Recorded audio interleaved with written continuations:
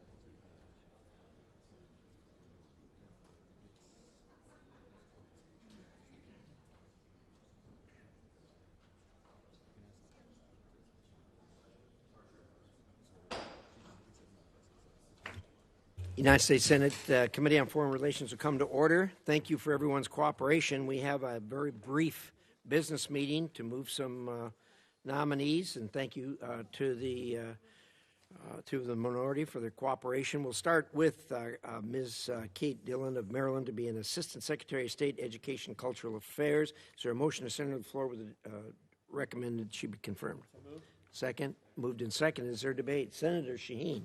Yes, I would like to express my reservations about Ms. Dillon. Her responses to the questions at the hearing left me concerned over her willingness to work with this committee. She did not outline a plan to protect the ECA Bureau against unprecedented efforts by the Office of OMB to undermine important programs. And she was completely unresponsive when I followed up with her to understand who in each regional bureau is responsible for functions once carried out by the Office of Global Women's Issues. So I intend to oppose her nomination. Thank you, Senator. Is there further debate on the nomination? Senator. Yep.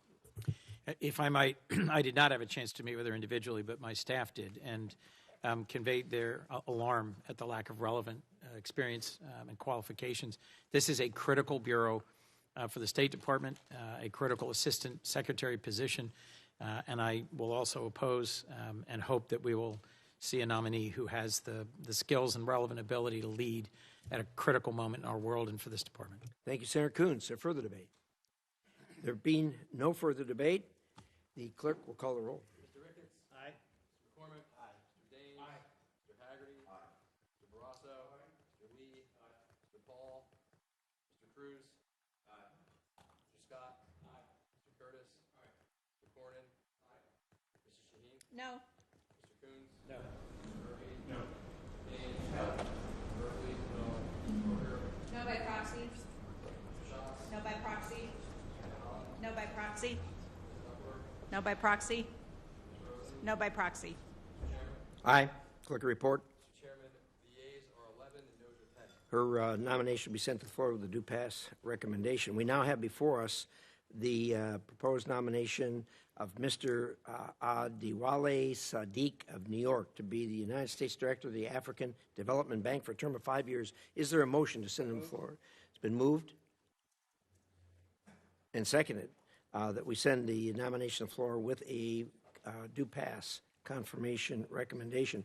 Is there debate? Senator Shaheen. Mr. Chairman, I intend to vote for this nominee, and I'm glad the administration has nominated somebody to be the executive director of the African Development Bank.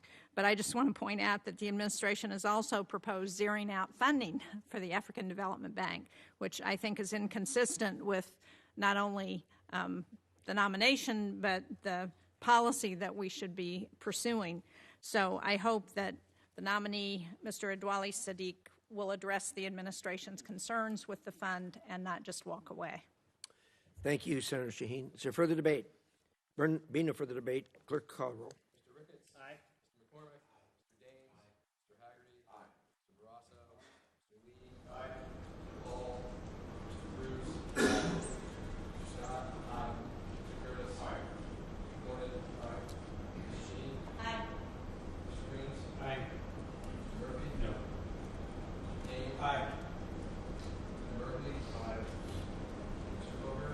No by proxy. Mr. Schatz? No by proxy. Mr. Van Hollen? No by proxy. Ms. Duckworth? No by proxy. Ms. Rosen? Aye by proxy. Mr. Chairman? Aye.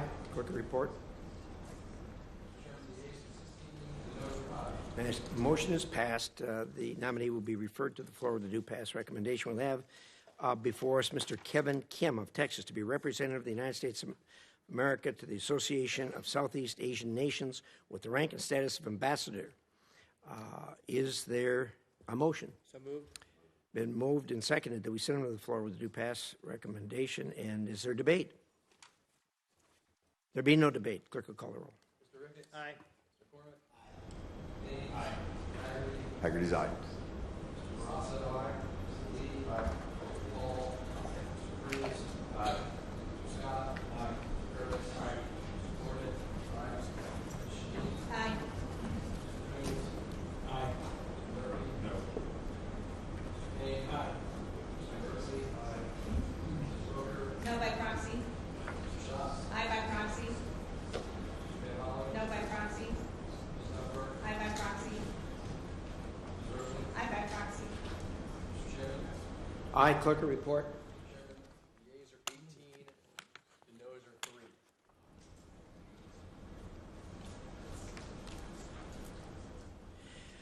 Thank you very much. The motion is passed. The nomination will be sent to the floor with a due pass recommendation. Now, the ranking member and I have negotiated on 3 lists, and they are FSO lists, number 893, PN 893, PN 894, PN 895, consisting of a couple hundred or so people. And we've gone through these. We believe these are, we really want to get these people moved. They're important positions they'd be sent to. So with that, is there a motion to send the 3 lists to the floor with the recommendation that these people be confirmed to their positions? So moved. Second. It has been moved and seconded that these 3 lists be sent to the floor as indicated. Is there debate? Senator Shaheen.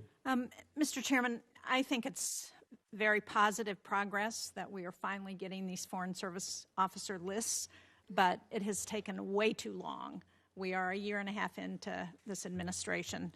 We still have ambassadors in places around the world who we don't even have nominees for, and I think it is well past time this committee receive and approve the Foreign Service Officer promotion list, and I hope we will send a very strong message to the State Department that we expect to see these lists move much more expeditiously in the future.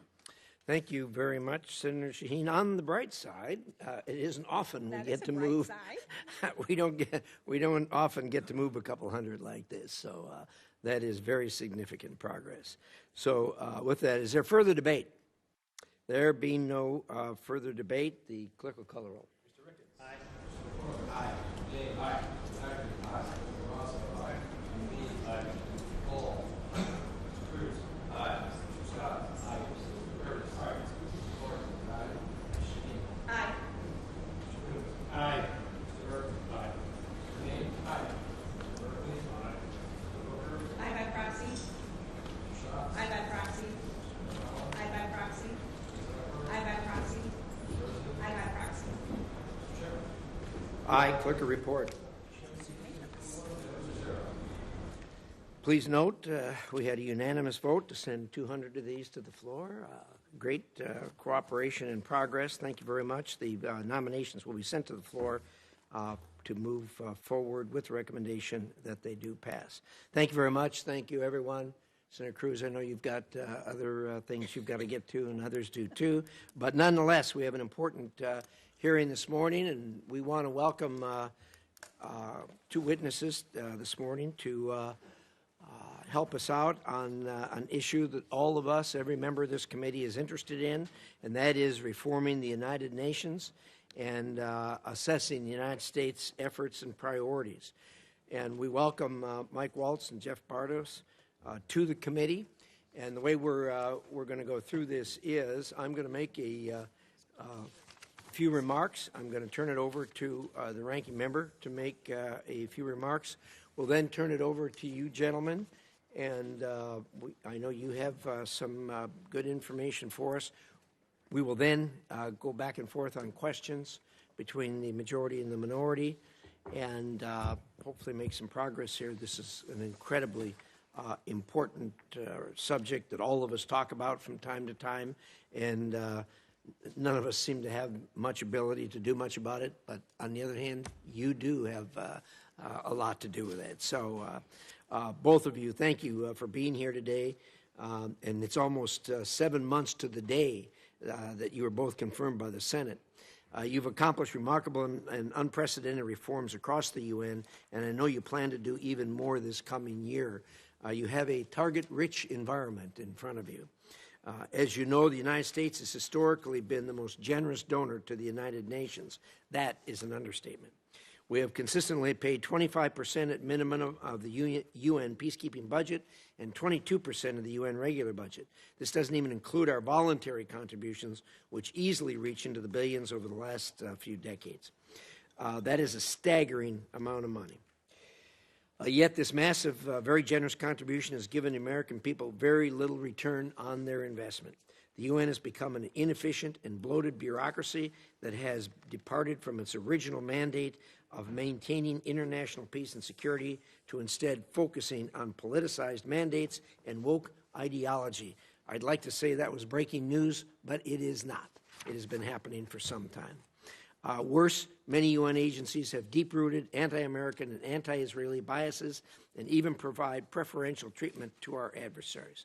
This is not what the American people signed up for, and it's certainly not what they want to pay for. I'm glad that President Trump stood up for the American people and withdrew the United States from organizations that do not serve our interest, like UNESCO and the ill-fated UN Human Rights Council. In both of your hearings last year, I told you that I believed you had two of the hardest jobs in trying to reform the UN. I'm pleased to see that you've taken that challenge in hand and are demanding radical transparency, real accountability, and enacting actual reforms that will hopefully transform a broken body into one that actually works for the American people. In today's hearing, I hope the committee can discuss the unprecedented reforms you've achieved over the last 7 months and how you will capitalize on this momentum to further align the UN with the administration's priorities. With that, Senator Shaheen. Well, thank you, Mr. Chairman, and welcome, Ambassador Waltz and Ambassador Bartos. We're delighted to have you before the committee.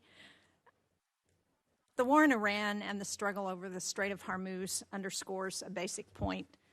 American power is strongest when we are exercising it with allies. From World War II through the Cold War, our major successes have come through broad, multilateral coalitions because alliances multiply American power. But unfortunately, instead of working with NATO allies like France, Germany, and the United Kingdom, the administration has been criticizing them for refusing to join the U.S. effort in the Strait of Hormuz. As a result, we are now operating without shared burden, political cover, or international legitimacy. That's reflected in how the United States is voting at the United Nations, both in substance and who we are lining up with. Increasingly, the United States is voting with Russia, China, Belarus, and North Korea. In February, on the 4th anniversary of Russia's full-scale invasion, the United States abstained from a General Assembly resolution reaffirming Ukraine's sovereignty and territorial integrity. That resolution passed 107 to 12, as I'm sure you know, and we were on the side of the 12. More concerning, the United States advanced a proposal to strip out that language, and although that effort failed, it was supported by Russia, Hungary, and Belarus. Just weeks later, the United States opposed a resolution warning that attacks on Ukraine's energy grid threaten nuclear safety. A resolution backed by our allies across Europe, as well as partners like Canada and Australia. However, the United States joined Russia and China in opposing it. And sadly, it's not just limited to Ukraine. The United States is becoming increasingly isolated from our partners in multilateral forums. We're supporting resolutions, but we're not leading outcomes. We vote for UN action, but we are not leading a sustained diplomatic effort to end, for example, the war in Sudan as it enters its 3rd year. We are now voting against resolutions on gender, human rights, development, and climate that have previously passed by consensus. For example, in the recent vote on the annual conclusions of the UN's Commission on the Status of Women, a document that sets out recommendations to protect women's rights and expand economic and political opportunities for women, only the United States, I'm going to say that one more time, only the United States voted against it. That kind of isolation has consequences. We have withdrawn from international organizations and in some cases stopped paying our dues to the United Nations. Congress has made clear on a bipartisan basis that the United States should stay engaged, and our allies are watching whether or not we do. I just returned from a bipartisan delegation to Taiwan, Japan, and South Korea. What we heard consistently is that as the United States pulls back, China is stepping in more aggressively. We see that dynamic at the United Nations. China is now the 2nd largest contributor to the UN budget and the largest troop contributor among the permanent members of the Security Council. Over the past decade, the number of Chinese personnel in the UN system has doubled, while U.S. representation has declined. And Beijing is using this to shape outcomes and to advance its priorities. So I'm not clear about what the strategy is here. I don't understand how alienating our allies, stepping back at the UN, aligning with adversaries on key votes, advances U.S. interests. I know both of you understand these dynamics. I appreciate what you're doing at the UN and your efforts for reform. I think all of us believe that the UN should be more effective and efficient, but I just don't understand some of these moves, and I don't see how they help the United States. Thank you, Mr. Chairman. Thank you, Senator Shaheen. We'll now turn to our witnesses. Ambassador Waltz, we'll start with you, and we welcome Julie. Always glad to have you join us. And I know you have some important matters to take up with us, Ambassador, so the floor is yours. Well, thank you, Mr. Chairman, Ranking Member Shaheen, and members of the committee. I do appreciate the opportunity to appear before you today. I think we've made a number of real strides in reforming this organization, and I'll just say out the gate, we use this committee's name and you and the ranking member quite a bit as we are driving reform. Your oversight strengthens our hand in New York, and when we are, Ambassador Bartos and I and the team are pressing the UN to spend American dollars wisely, I remind them, the United States Senate, the American people are watching. Last year, Senators, the American people returned President Trump to the White House with a clear mandate to put America first in our foreign policy. That included a hard look at the United Nations and these international organizations. And from the very beginning, Americans measured it by a simple test, that if the United States is going to be the largest funder, the biggest bill payer of their hard-earned money towards the UN must work for American interest. Now, 80 years later, frankly, the UN has drifted. Its budget has quadrupled in terms of assessed and voluntary giving over the last 25 years, yet we have not seen a quadrupling of peace. Wars rage, dictatorships are honored at human rights agencies, the bureaucracy has grown, and the results have lagged. Meanwhile, the UN pushes costly ideological agendas, from its 2030 agenda to by the Secretary General's own admission, failing sustainable development goals, instead of focusing on the basics, instead of focusing on peace and security. So, yes, Americans ask, I think our family members, our constituents ask, is it worth it? Is their money being well spent?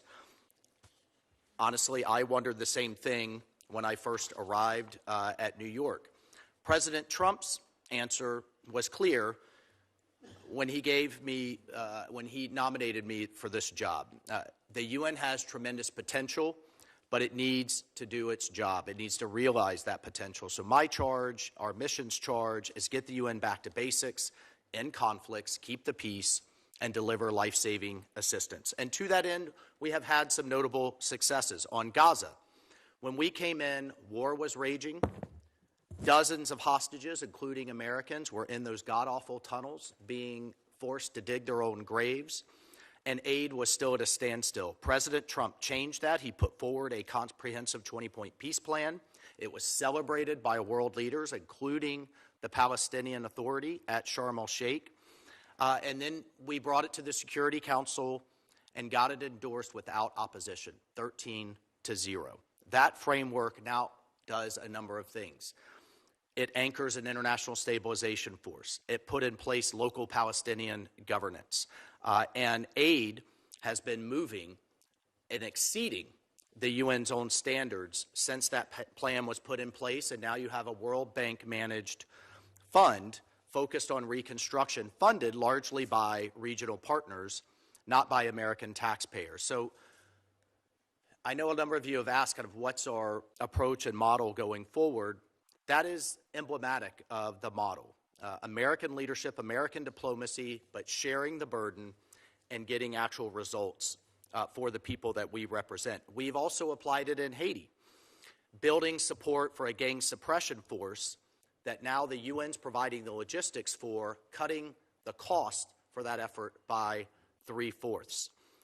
not U.S. troops, international troops restoring order and taking on the gangs. In Sudan, we are pushing for humanitarian corridors. We do think we are close to getting that deal across the finish line. We are pressuring warlords, and we are not handing out blank checks. On Western Sahara, a 50-year-long conflict, we are finally making some progress. I've learned now as a diplomat, I often question what's the point in all of these meetings, but sometimes, as we just saw in Lebanon, as we've seen in Western Sahara, just getting all sides in the room is a victory in and of itself. At the same time, we are closing and downsizing missions that have outlived their purpose. From Lebanon to Iraq to Yemen and Colombia, we have cut roughly $200 million. We've reduced boots on the ground. No more missions sitting around for 30 to 40 years. And an important reform in that regard, led by Ambassador Bartos and his team, we've been paying for decades for these peacekeeping missions. There's 90,000 around the world. If they bring their equipment, they get paid, whether they use it or not. So the incentive was use it as little as possible, incur as little maintenance as possible, and collect the most money.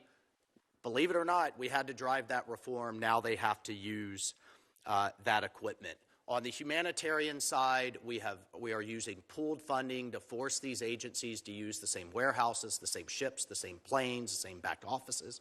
On the development side, we are heavily engaging the private sector. Let's lower barriers to capital, drive foreign investment, and create jobs, not dependency. And we're calling that trade over aid. We are continuing to engage in these key bodies, these international regulatory bodies that set standards, like the International Telecommunications Union, the World Intellectual Property Organization, but we're fighting things that will be bad for our industry, like the carbon tax that was almost placed upon all global shipping that would have passed on $1 billion a month. And then finally, Senators, I'll just say, in terms of the UN itself, we drove, and it's through an elaborate and painful committee process that has to be done by consensus. Imagine if everything in the Senate or the Congress had to be done by consensus, all 100 to get anything done. That's the UN system. Not 60, 100. 190 nations joined us in cementing the UN's first budget cut in its history ever. That will save over $500 million in the overall budget and will save our dues over $100 million a year. That will result in nearly 3,000 headquarters bureaucrats being cut.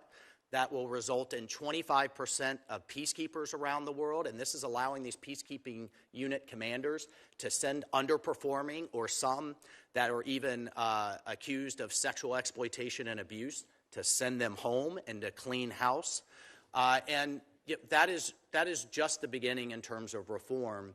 Finally, I'll say we still have a ways to go. We know we have work ahead of us. We have 80 years of bloat and growth ahead of us. Case in point, the civil servants of the UN make 117% of what an equivalent American makes. They get a 16% contribution to a pension fund that's over $100 billion under management. They get private school and secondary school paid for. As a former congressman, I couldn't stand before our constituents and say that money is being well spent. So we are looking at pulling back a lot of those excessive benefit packages.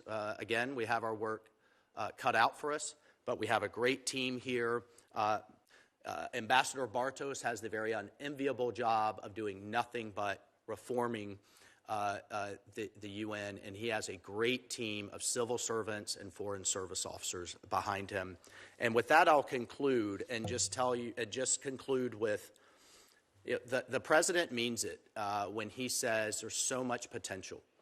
When we look at some of these conflicts that have sat around for 30, 40, 50 years with peacekeeping forces that cost nearly $1 billion a year, we have to tie them to a political process.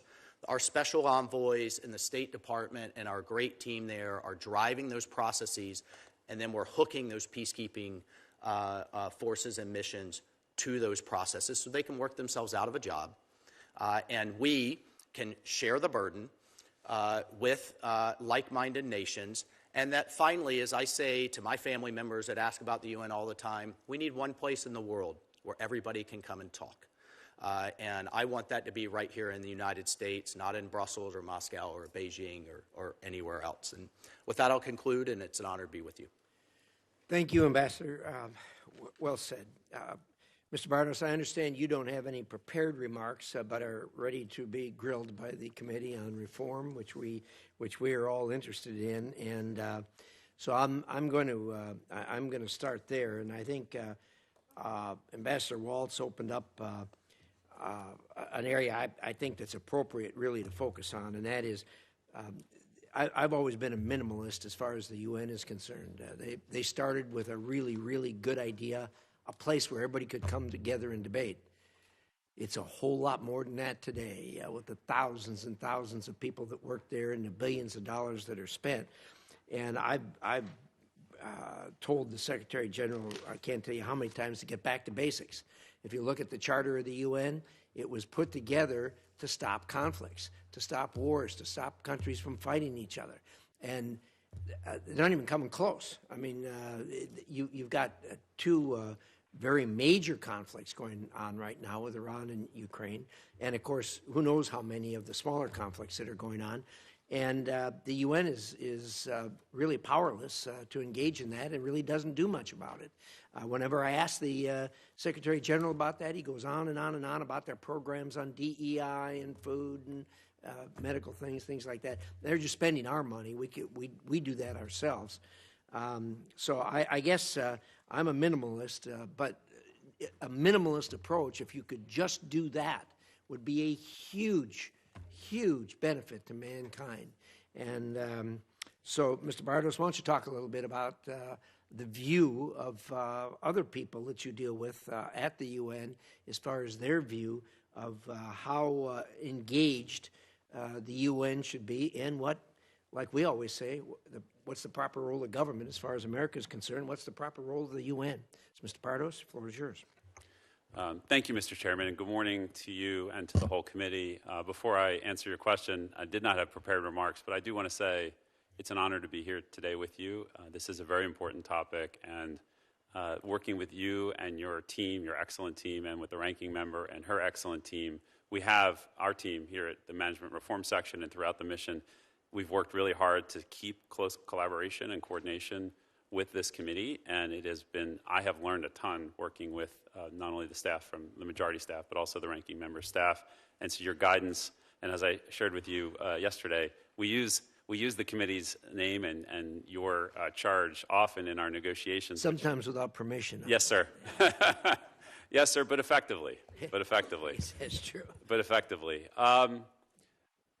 As Ambassador Waltz said, the historic reforms that we were able to achieve in the main session of the Fifth Committee, the budget that we closed in December, with 193 votes, as the Ambassador said, was a remarkable achievement. And it was made possible, if you track it, from January 20th when the President was sworn in. His vision and leadership drove that. Our outstanding colleagues at the State Department took that reform mantle from noon on January 20th all the way through to today. In September, Ambassador Waltz and Ambassador Laseta and I joined the team right before UNGA. Thank you for confirming us right before UNGA. So we hit the ground quite literally running, not knowing where anything was, but we got a lot done. And in that sprint to the end, we were able to take the outstanding work of our career Foreign Service officers and civil servants in the Management Reform Section, in particular, who've been chomping at the bit to drive reform for most of their careers. And we were able to take that good work, make sure it fit with what we were trying to achieve to execute the President's agenda. And that was why we saw the $570 million budget cut, first time in history of any budget cut, let alone 15%, as Ambassador Waltz said, almost 3,000 posts cut. U.S. leadership was indispensable in making that happen. We were quite literally at the center of all of it. And so while the press may cover that the U.S. is not doing this and the U.S. is not doing that, the reform effort, President's vision and leadership, direction from Secretary Rubio and Ambassador Waltz, working with this committee, working with our colleagues in the House, that drove reform, and it was U.S. leadership that brought everybody together. Our team worked. It's a crazy process. Our team worked 10, 20-hour days at the end of the budget process and 44 hours straight. Calls, meetings. Ambassador Waltz was the first perm rep from the United States to come down to the basement of the UN late at night during the Fifth Committee negotiations to put his mark on what we wanted to see, what the president expected. And so that has been how we got it done. As Ambassador Waltz said, there is so much left to do. We've made a good, positive start towards reform. But the UN, and I'll just share with you briefly, coming back from my trip to Africa, I visited MINUSCA, and Kenya back in February, talking to the UN about what they do well, which is the delivery of humanitarian aid at scale, in remote locations, with a robust supply chain, at a reasonable, predictable price, day in, day out, and sadly, unfortunately, year in, year out. Watching that happen on the ground is outstanding.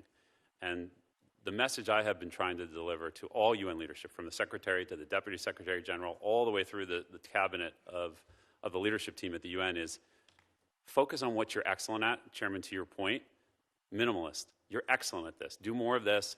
There's a lot you're really not very good at, and there's some things that are quite destructive, not only to our interests, but to the interests of the West and to freedom and to sovereignty. Stop doing the things that are destructive. Focus on what you're excellent at. Is it getting through?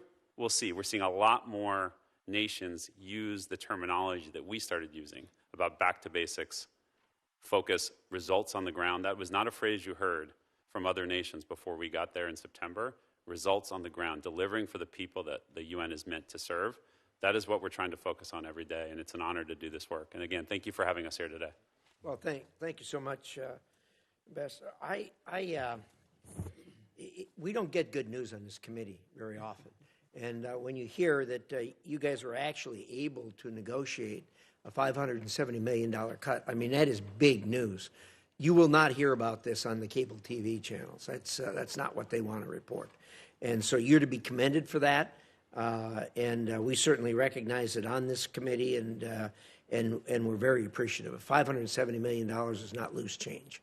And particularly when it comes to the fact that $100 million of it is U.S. taxpayer money. 3,000 posts eliminated is not a small matter. When it comes to parking in New York City, you're going to be highly thought of as things change a little bit, particularly during the General Assembly. But congratulations on that, and we want to encourage you to continue that approach of getting them to focus on what they do well and focus what their basic obligation is under the UN Charter, and that is to promote peace, create peace, and everybody work for peace. And it's incredibly frustrating to see these votes in the Security Council where you can't even condemn Russia for invading a country and crossing boundaries and trying to take land, when that is a direct violation of the very foundation of the United Nations and its charter to do business. And they can't even pass a resolution. Not only can't they do anything about it, they can't even condemn it. And that's just incredibly frustrating. And whenever the Secretary General comes to see me, I'm sure he has to take his blood pressure medication before he comes in, because I drill that with him pretty hard. Anyway, with that, to the ranking member, Senator Shaheen. Well, thank you, Mr. Chairman. I would just like to make a correction, though, to something that you said, because you said that the General Assembly can't condemn Russia's action in Ukraine, and actually the United States voted with Russia against condemning the war in Ukraine. The vote was 107 to 12, and we were one of the 12. So I share your frustration about a lot of the votes that the UN takes, but that's one where we were on the wrong side, and we continue to be on the wrong side. So I'm not going to ask you all to respond to that, because whatever you say, I'm not going to agree with. I'll be very upfront. No matter what this is? With respect to that vote against Ukraine in support of Russia. It's complicated. Nah. But I do want to follow up, Ambassador Bartos, on your comments about what the UN does well, because I agree the humanitarian assistance is really important. And our foreign assistance funding for the World Food Program has fallen by half since this administration took office in 2025, from $4 billion to $2 billion.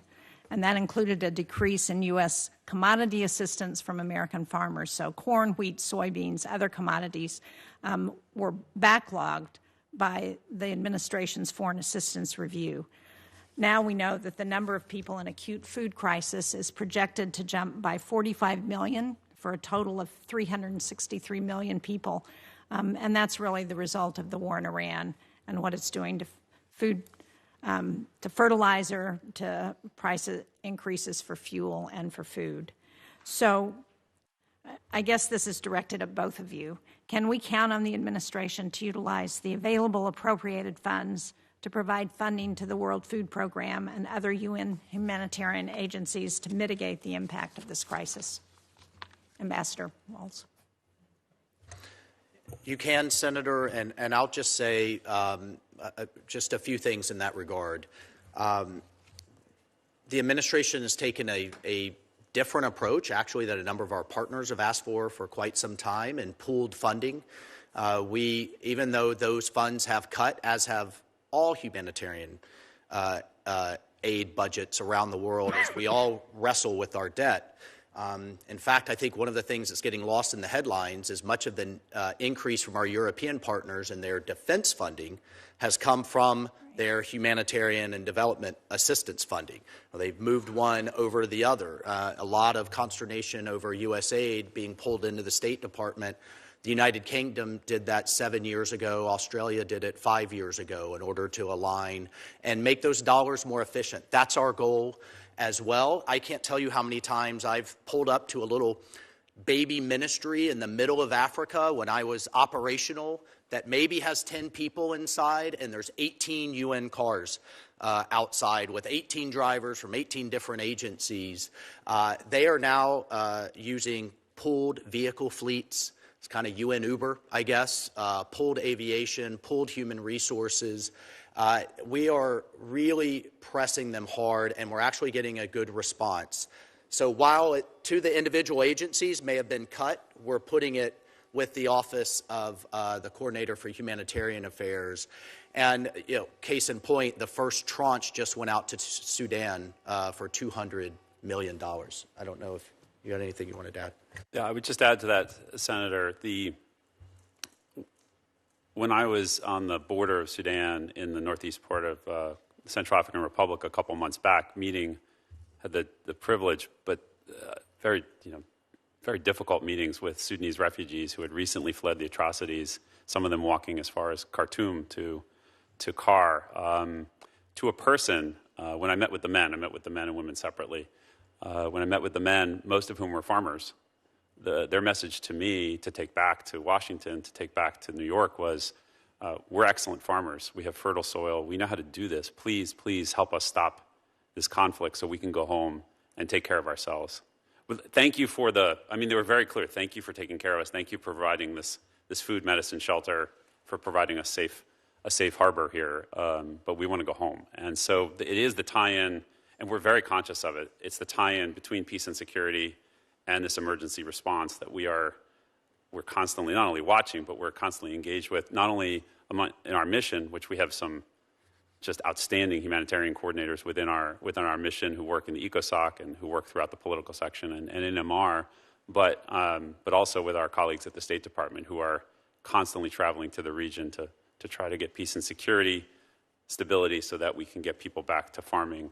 But in the meantime, when I was there, every bag of food I saw had the American flag on it. Every of the RTUF, as it's called, the high calorie for children who were very serious caloric deficit, provided by American companies. So we're highly engaged. I know more importantly, our colleagues at the State Department are highly engaged in making this whole system work.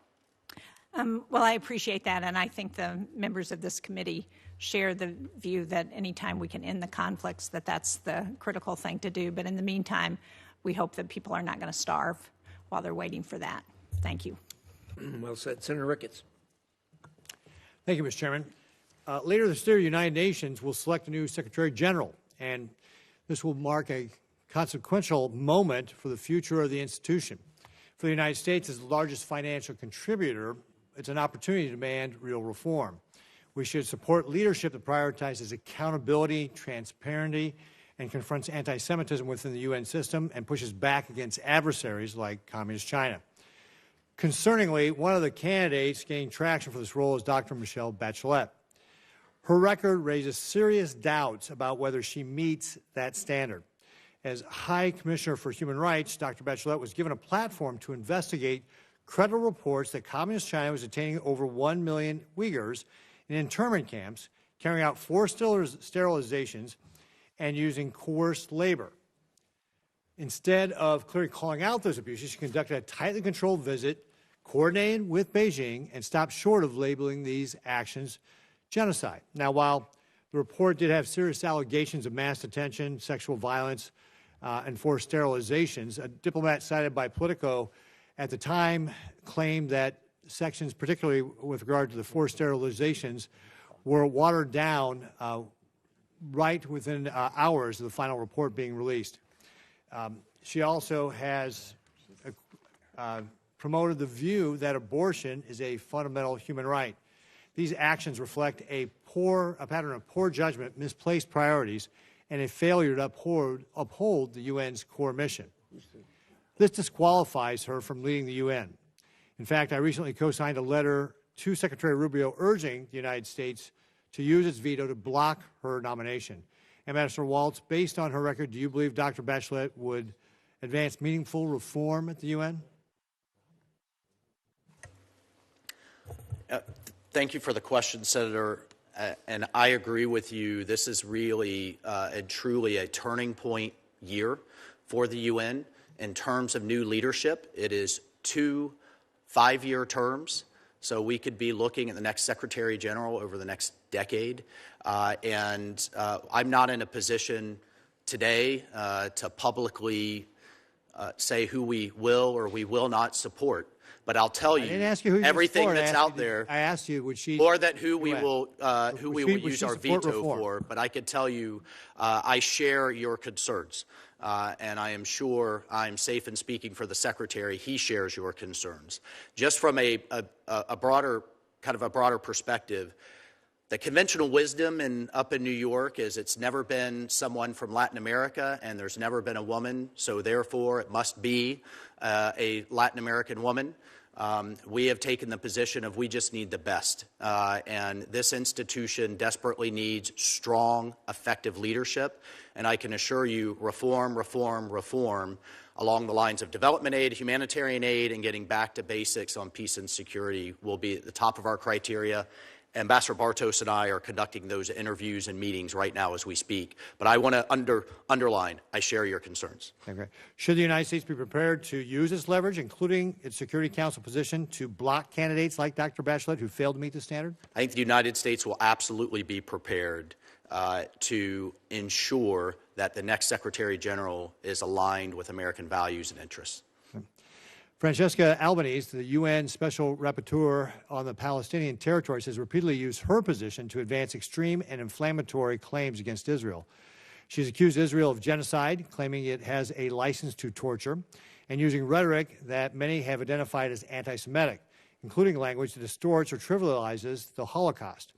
She has also gone beyond rhetoric. She directly targeted American companies, accusing dozens of U.S. firms of complicity in war crimes, calling for investigations and potential prosecution. That is why the United States rightly decided to sanction her. But what is especially concerning is that since this has happened, she has continued to double down. She has continued to accuse Israel of genocide and promote false narratives on the world stage.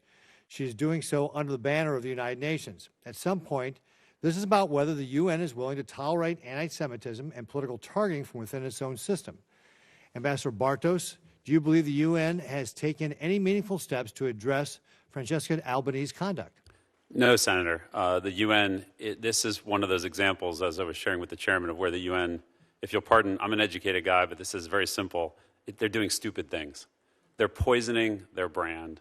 It's self-sabotage. And the message I've delivered to the leadership at the UN, when I talk about and my observations about the outstanding work they do to deliver life-saving aid in these remote locations at scale with a robust supply chain, the contrast to that And what I say to the UN leadership is how, and I'll clean my language up because we're in the US Senate, how the heck do you allow someone to put on your uniform like this lunatic, Albanese, put on your uniform and poison all the good work of the humanitarian workers that you have on the front lines, risking their lives every day to help save total strangers who are fleeing hell to just a little bit better than hell?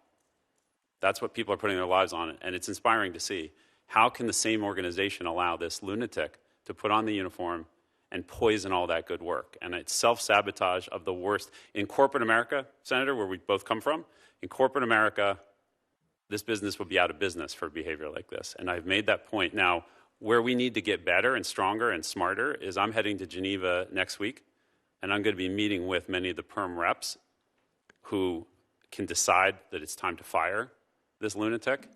Am I going to be successful? Sir, I look forward to reporting back on those conversations, but it's time to operationalize. I think the Secretary's leadership, Ambassador Waltz's leadership, the President's leadership, and our team's leadership on sanctioning this lunatic was absolutely the right thing to do. It is now time to hold the UN accountable and make sure she's fired, along with some other special rapporteurs who are poisoning the good work and the good name and the good work of all those brave humanitarians who are out there in the field. It has to happen, and it has to happen now.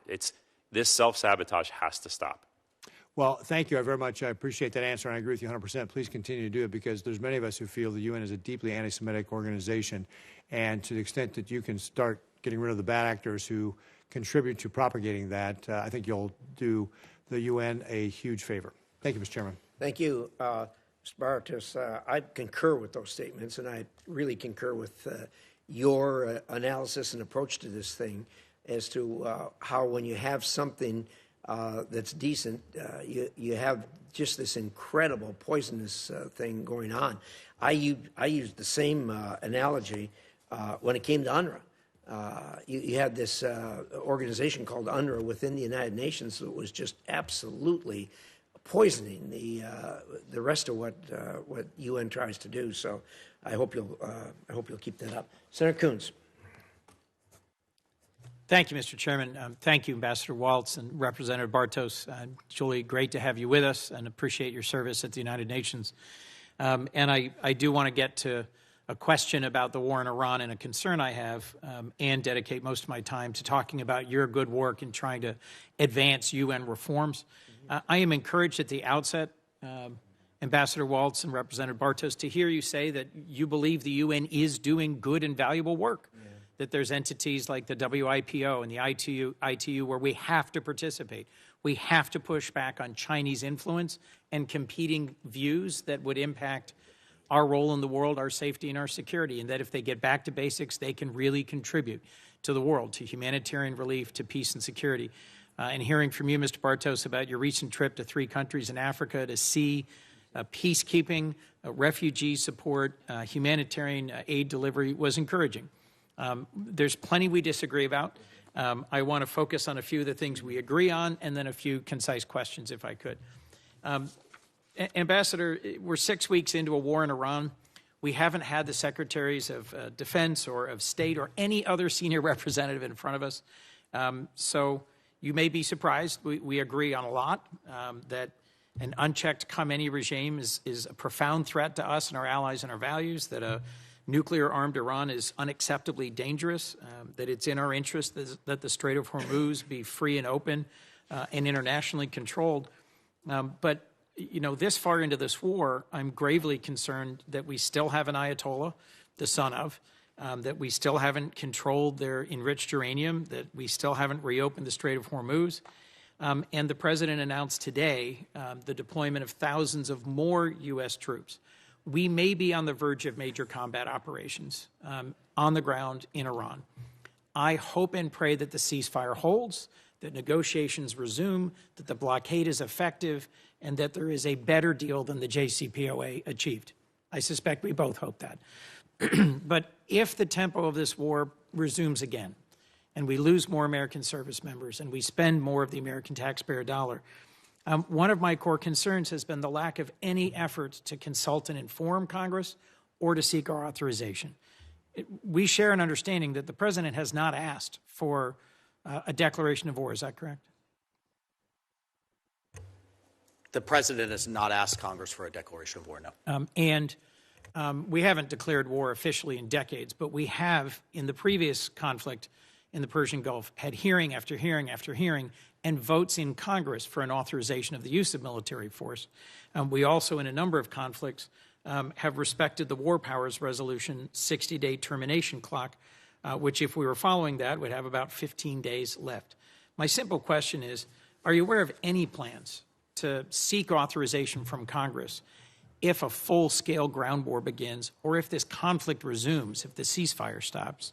And would you support Congress authorizing this conflict so that the warfighters who we are sending into this region know that they have the support of the American people through their elected representatives? Well, Senator, thank you for the question. I certainly wouldn't and shouldn't get ahead of the President and his engagement with Congress. And I certainly wouldn't presume that we will have, as you described, full-blown ground combat. I think we've seen the President, as we're seeing right now, there is a whole slew of options in between where we are now and some type of ground combat, and taking the leverage away from Iran. They are trying to punish the world, and with the closure of the Straits of Hormuz, with attacking civilian shipping, I can tell you in the UN, we had a UN record, 135 nations join Bahrain, the GCC countries of the United States, condemn Iran for its attacks on hotels and ports, resorts, and neighborhoods, which was incredibly notable to see that kind of unity. But I'm glad also that we agree that we cannot have a nuclear-armed Iran, and I'm thankful the President is taking bold, decisive action now before it's a fait accompli. Before I run out of time, Ambassador, we were not briefed on an imminent threat. We were not presented with information either in a classified setting or an open setting that justified the idea that there was an imminent threat and we couldn't pursue negotiations. And the absence of either that briefing or a clear request for Congress to engage in authorizing this conflict has given me a great pause. We share a view on the dangers of the region and of our increasingly aligning adversaries around the world, DPRK, Iran, Russia, China. I am hopeful that you will that you'll convey the message back that a prompt briefing on what was the imminent threat that precipitated this conflict and an urgency around requesting authorization. Instead, we will simply keep voting on war powers resolutions here that will send a divided message. And I don't want us to send our young men and women into harm's way with a divided message from this Congress. If I could beg 30 seconds, Mr. Chairman, I do just want to say I appreciate that you're making progress in reducing the bloat and the personnel and the overreach and the expenditures at the UN. I do hope you'll also listen to the ranking member's comment up front, which I agree with strongly. We are better off when we are with our allies, when we are voting in the UN and when we are acting in the UN in concert and partnership with the countries that share our values, standing up to those actions and statements that don't, but also partnering with those that do. And so whether it's the conflict in Ukraine and Russia's aggression, where we should be standing much more closely and consistently with our partners and allies, the resolution of the war in Iran, or the urgency of actually deploying and using the humanitarian funding that's been appropriated, I look forward to working with you on making sure that we make the UN the effective and meaningful partnership for peace that it can and should be. Thank you. Thank you, Senator Coons. And it's good to hear your initial statements about the matters regarding Iran that we all agree in, as far as not being able to have a nuclear weapon and that sort of thing. Just so the record is totally clear, it is true that the administration did not go to the 535 members of Congress and indicate the imminent threat, but a number of people were well advised of the imminent threat, particularly those of us who work in this. I have the highest level of classification access and have asked for it repeatedly and have gotten nothing. As do I, and I have that. So thank you so much. The inequality of access to information is at the core of the point I'm trying to make. If you don't inform and brief Democrats and Republicans in the relevant senior roles, I am the senior Democrat on defense appropriations. I should know, and I have not been briefed. Thank you so much, and we'll move from there to Senator Hagerty.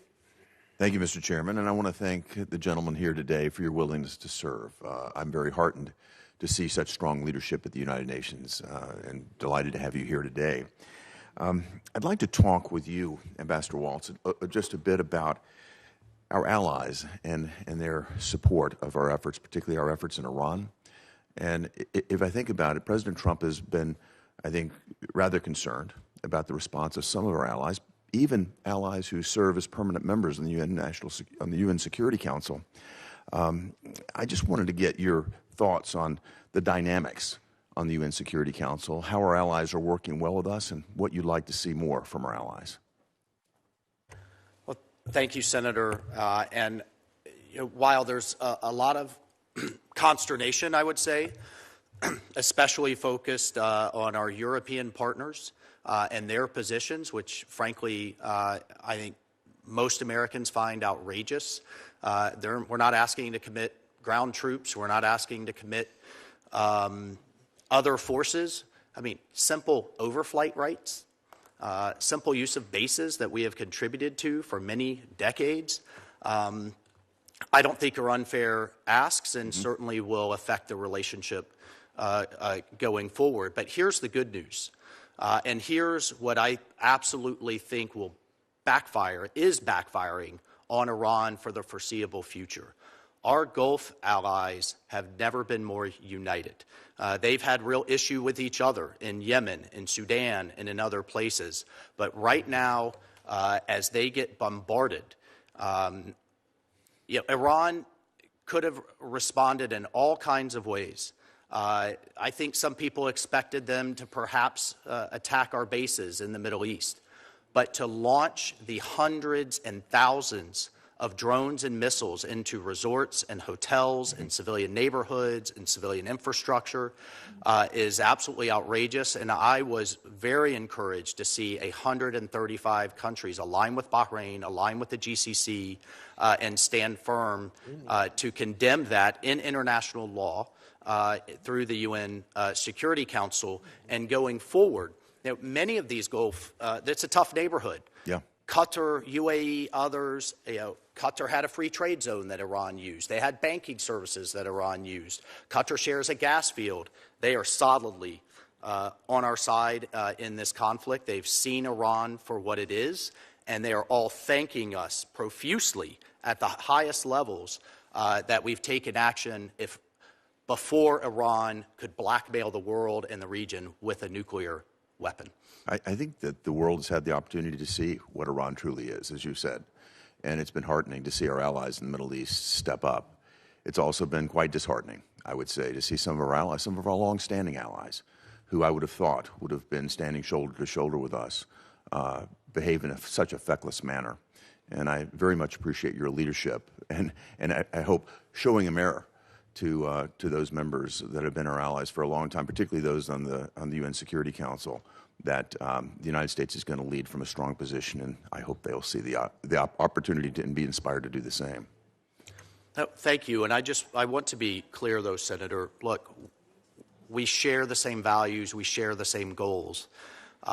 We can be friends and family and have disagreements, but I wouldn't call it a divorce by any means. But we do need our European allies, regardless of their political position. There's a real lack of military capability in many ways, and that is being exposed right now as Iran tries to hold the world's economy hostage. And we cannot have a situation, whether it's the Straits of Gibraltar, the Bering Straits, the Straits of Malacca, where two parties have a conflict, regardless of what you think of the conflict, that one side uses international waterways to impose collective punishment on the rest of the world. Yeah.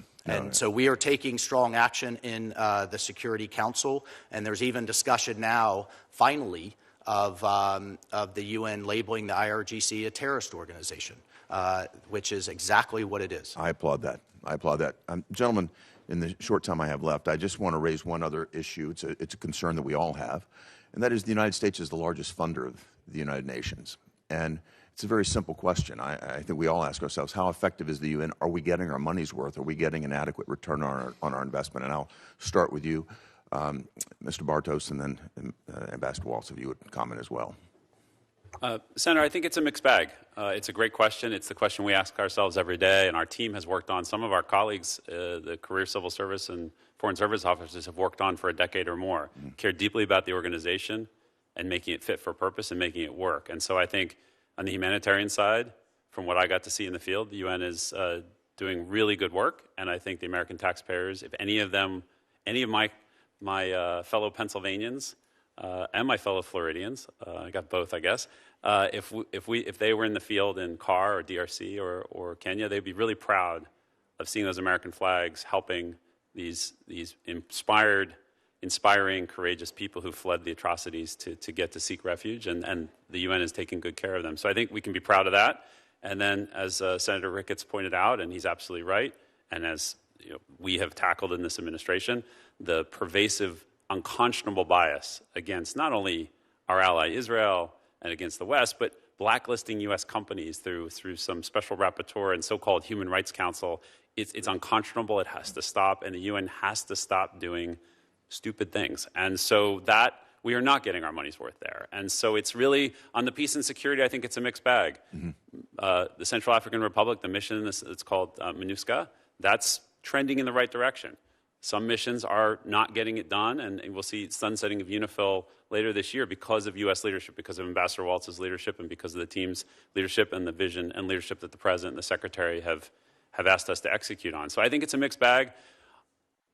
God willing, have a couple more years to drive these reforms, and I hope to report back to you, before the end of 2028 that we've achieved a whole number of reforms. So I think it's a mixed bag, and we recognize we have a long way to go. That's encouraging. Thank you, Senator Haggerty. Senator Shaheen wants to... I just wanted to correct. My understanding is that our European partners have not denied us overflight rights, that there was one flight that France denied over a paperwork issue, but that they are giving us overflight use for the war in Iran. Senator, I'm not absolutely certain of that. At the very beginning, I think there was absolute prohibition on overflights, and they had domestic political issues at home to do that. But I think we can, and I agree with that. That has softened, but it was a horrible mistake they made right at the beginning, particularly as Ambassador Waltz indicated, where we'd actually paid for the bases that we wanted to land in, and they were saying we couldn't. But that's argument for another day. So let's move on to Senator Murphy, who I know has some things to tell us.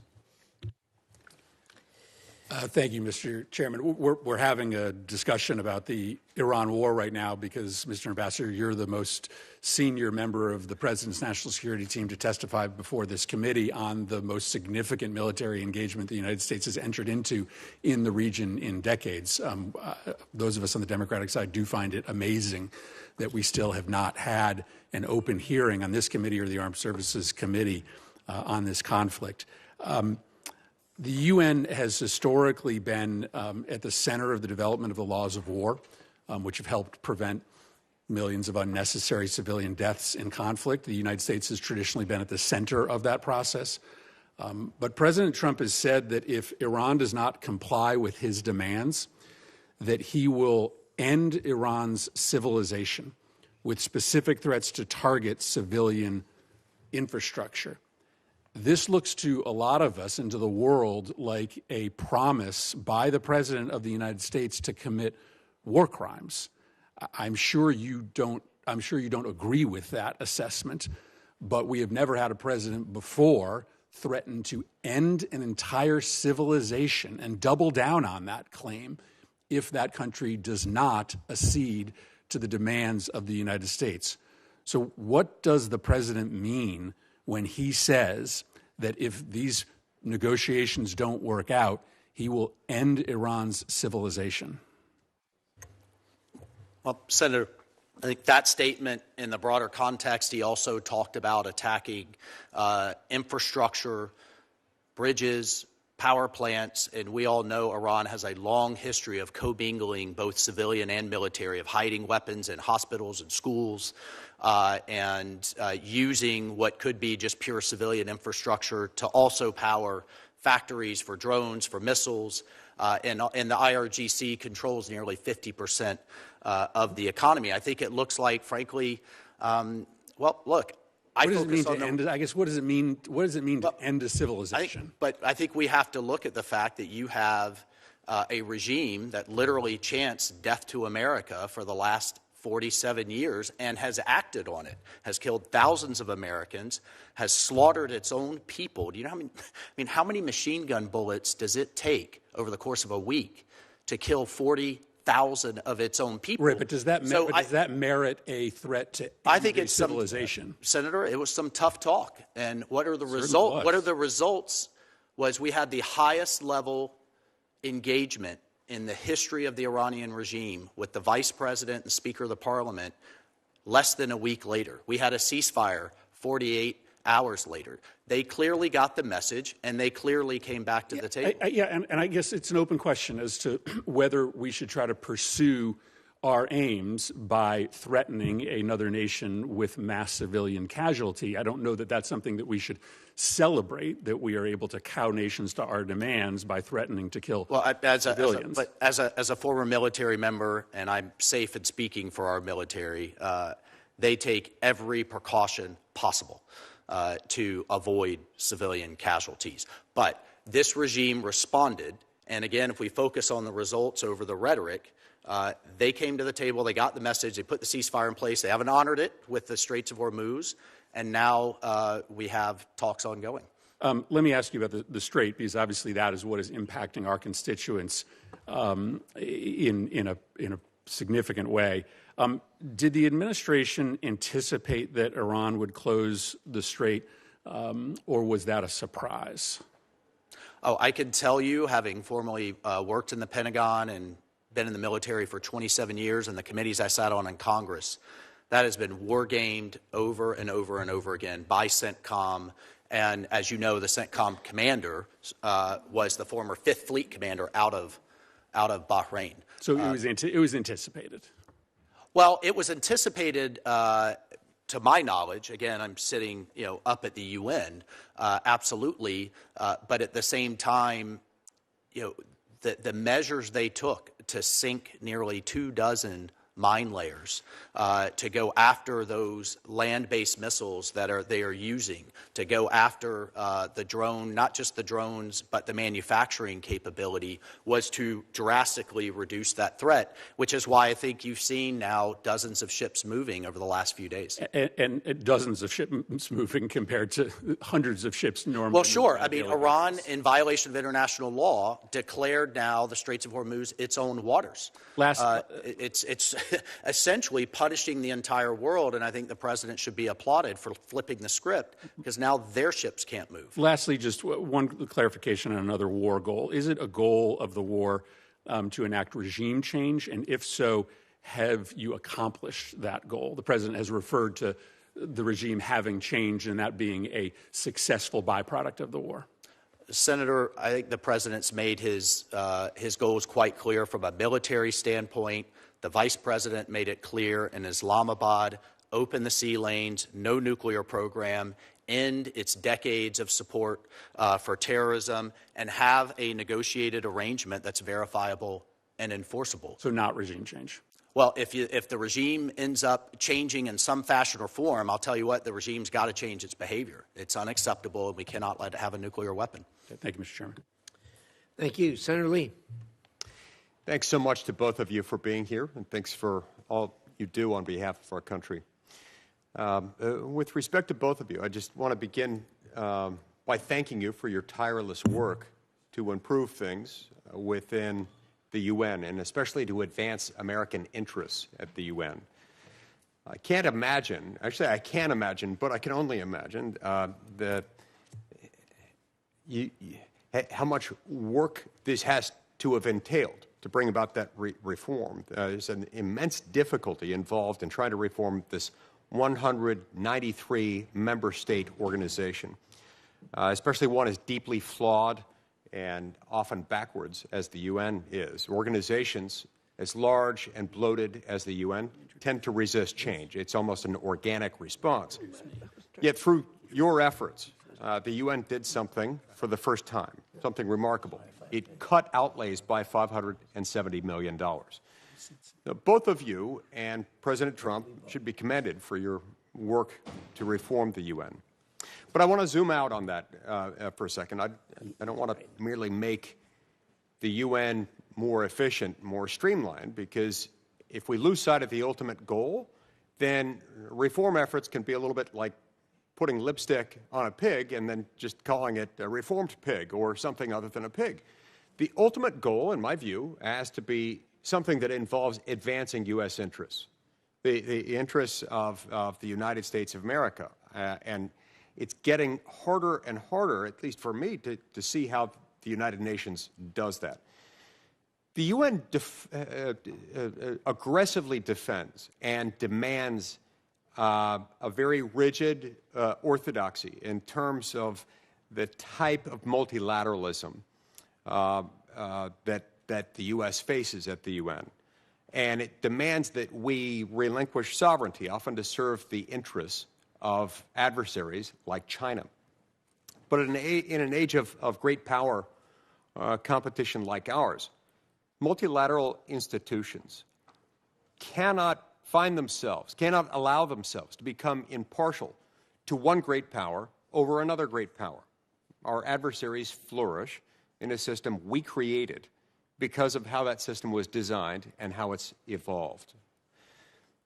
We see this from time to time at other multilateral institutions, but especially within the United Nations. We cannot rely on the UN, and we cannot let the UN continue to be a drain on U.S. resources and efforts, especially if it's going to be undermining us.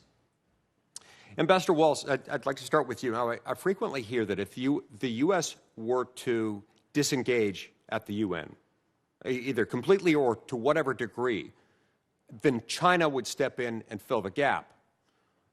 Some say that that's the reason that we've shoveled billions upon billions of dollars into the UN and continue to do so to the tune of tens of billions of dollars a year, even though these are efforts that don't really help us, don't advance U.S. interests. Is our main objective at the UN, as you see it, is it to counterbalance adversaries like China, or does the U.S. materially benefit from the UN in other ways? Senator, I think it's a fundamental question and one that we wrestle with every day, but I would say both. For example, for our industries, it's kind of one of those things, if we didn't invent it, somebody else would. For our entrepreneurs and our businesses, we have to have their IP protected and treated a certain way when it leaves our shores and it's outside of U.S. jurisdiction. So the World Intellectual Property Organization, incredibly important.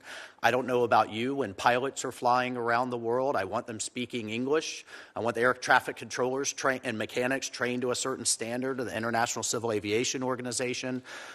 Things like spectrum, space, telecommunications, radio, undersea cables, international seabeds, how that's treated with the new mining efforts.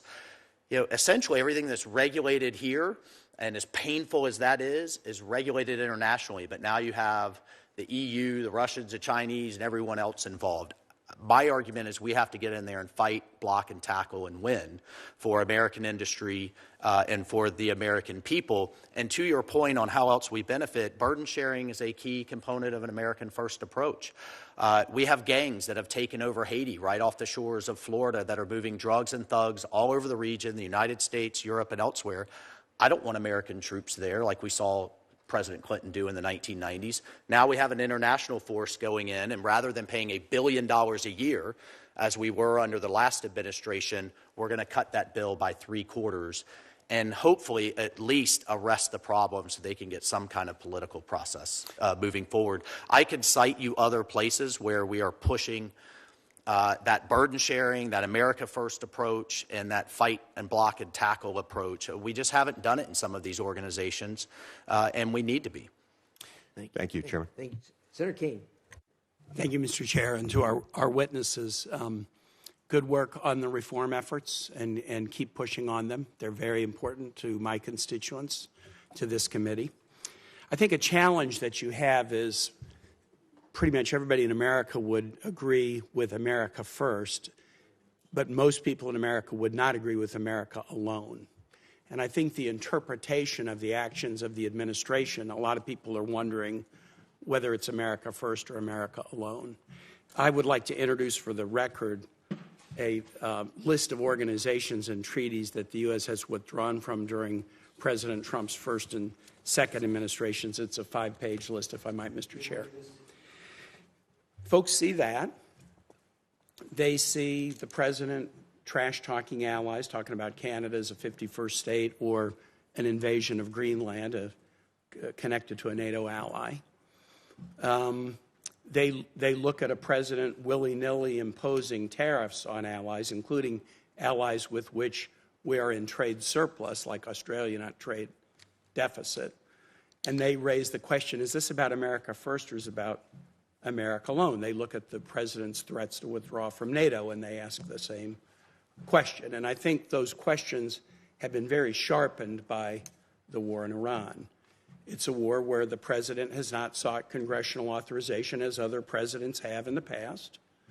It's a war where the president did not consult in advance with allies whose economies are being significantly affected by the war.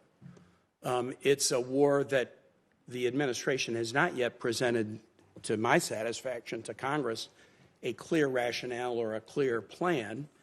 And the information that has been presented thus far has only been presented and classified so that we're not able to share fully with our constituents, even those who have kids deployed in the theater of war, what we know about it. We're still awaiting the first sets of public hearings. And Mr. Secretary, it is unfair for you to be the first, kind of principal before us, because these are questions that aren't completely in your remit, and I get that. But the issue of this war has really sharpened this question of, is the administration pursuing an America first policy or an America alone policy? As you know, the war has cost 13 service members their lives. Hundreds have been injured. Innocent civilians have been killed, which is always the case, even under the best of circumstances. It's sad that you can't avoid that.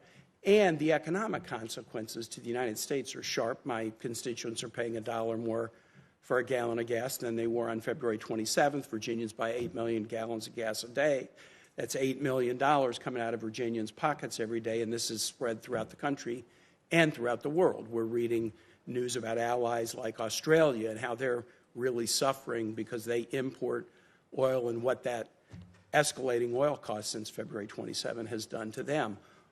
Do we care about allies, or are we pursuing an America alone strategy? Now, to the Honorable Waltz, representative, not ambassador, you have an ambassador's rank. You've talked about the president wanting to make sure that Iran doesn't have a nuclear weapon. And you know this, but just in case there are folks who are watching who don't know this, the United States, over the course of 2 years, negotiated a deal with Iran, with our European allies, and with adversaries, China and Russia. And the first page of that agreement said as following: Iran reaffirms that under no circumstances will Iran ever seek, develop, or acquire any nuclear weapons. That was a forever promise. There were some aspects of the deal that were 10-year promises or 15-year promises. There were two forever promises. One was accession to the additional protocol requiring intrusive inspections by the IAEA, and the second one was this forever promise, that Iran would never seek to acquire or develop nuclear weapons. And Iran abided by that until the United States, under President Trump's leadership, tore up the deal unilaterally. Our allies said it was working. The International Atomic Energy Agency said it was working. President Trump's first secretaries of defense and state, Mattis and Tillerson, urged him to stay in the deal, that it was working. The president tore it up. And what I find tragic is we have service members now losing their lives because the United States destroyed a diplomatic deal. When you make diplomacy impossible, you make war inevitable. So I'm just going to ask this one question. At what point should the deep public unpopularity of a war be a factor that the nation's civilian decision makers need to take into account to decide whether to continue it or not?